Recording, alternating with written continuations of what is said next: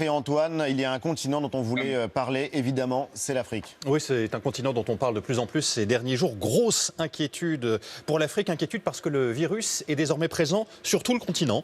La plupart des pays ont commencé à prendre des mesures drastiques ces derniers jours. Confinement général, par exemple, au Nigeria, dans ses deux plus grandes villes précisément, Lagos et Abuja. Confinement aussi en Tunisie, en Afrique du Sud, le pays le plus touché du continent. Couvre-feu en Guinée, en Ouganda, entre autres. Des mesures qui ne sont pas faciles à faire respecter. La police est intervenue, parfois avec violence, au Kenya notamment. Difficile donc de faire appliquer ces décisions. En cause, entre autres, la place importante qu'occupe l'économie informelle dans les pays africains et la faiblesse aussi des aides sociales, de l'aide chômage notamment. Prenons le cas d'un vendeur de rue, par exemple. Il ne peut sortir, ses clients non plus. Pas de travail, pas de revenus donc, et aucune aide économique et sociale pour l'aider à survivre. Autre source d'inquiétude en Afrique, la promiscuité dans les bidonvilles notamment, et le manque d'hygiène là-bas. Comment se laver les mains, par exemple, dans des quartiers où il n'y a pas d'accès à l'eau courante. Avec nous depuis Dakar et le Sénégal, un médecin qui est en pointe dans la lutte contre le coronavirus, médecin de l'ONG Halima au Sénégal. Il gère la réponse au Covid-19 à l'hôpital Fann de Dakar. Bonsoir, Papy Slamé. Bonsoir. Merci de prendre le temps entre deux interventions chirurgicales et deux patients de répondre à nos questions. Beaucoup craignent un scénario catastrophe, pas simplement au Sénégal, mais en Afrique en général. Est-ce que vous partagez cette inquiétude ? Bon, l'inquiétude, oui, on reste inquiet.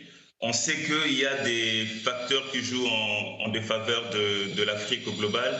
Je dirais en termes de manque de matériel, des équipements de protection, équipements de réanimation, donc également manque de personnel qualifié, le nombre insuffisant de médecins réanimateurs notamment.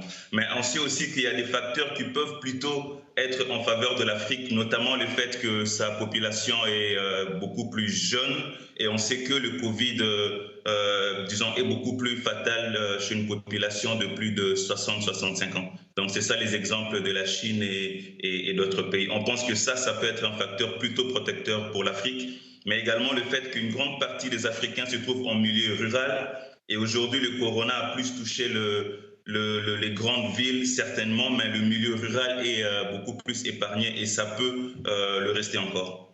Vous avez déjà géré une dizaine d'épidémies, notamment dans votre pays d'origine, la République démocratique du Congo, le choléra, la rougeole, Ebola. Qu'est-ce qu'il y a de différent avec le coronavirus ?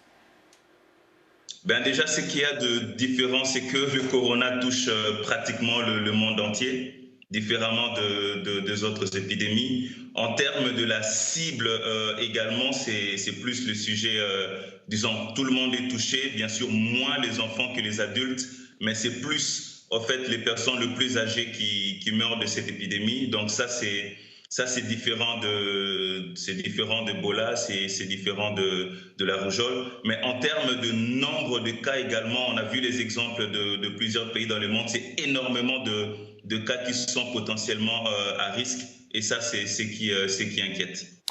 On a vu le président du Sénégal, Macky Sall, tweeter un appel à l'aide pour permettre aux pays d'Afrique de lutter efficacement contre le coronavirus. Il a demandé non seulement de l'aide, mais il a appelé à l'annulation de la dette des pays du tiers-monde. De quoi est-ce que vous manquez aujourd'hui, docteur, sur le terrain ? C'est vrai que ce qu'on a de façon limitée aujourd'hui, c'est notamment les appareils de respiration, les respirateurs en fait, mais c'est aussi les matériels de protection.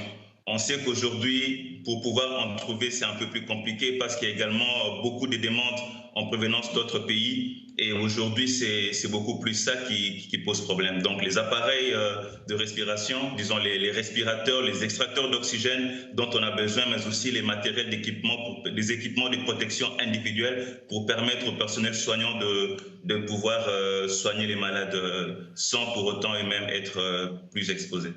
Merci infiniment, docteur, d'avoir répondu à nos questions. On vous laisse retrouver vos équipes et vos patients à l'hôpital à Dakar. Merci vraiment, et bon courage, surtout pour la suite de ce que nous allons tous traverser, où que nous soyons à travers le monde.